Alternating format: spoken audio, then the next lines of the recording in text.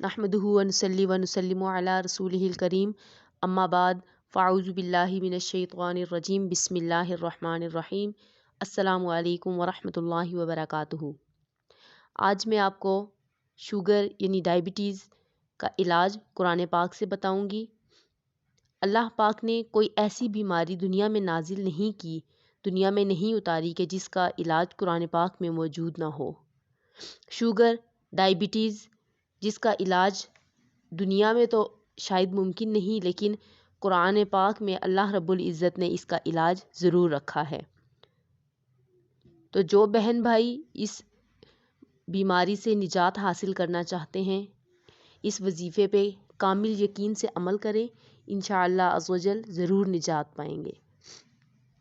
ऐसा कुरानी वजीफ़ा आपको बताऊंगी कि जिसको कामिल यकीन से करने से इंशाअल्लाह इस मर्ज़ से निजात हासिल कर लेंगे।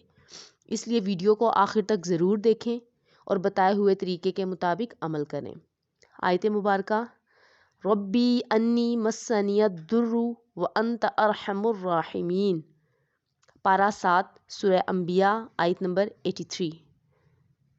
तरीका, सुबह शाम इस आयत मुबारका को 21 मरतबा पढ़कर अव्वल आखिर दुरूद शरीफ के साथ पानी पर दम करें और वो पानी मरीज़ को पिला दें।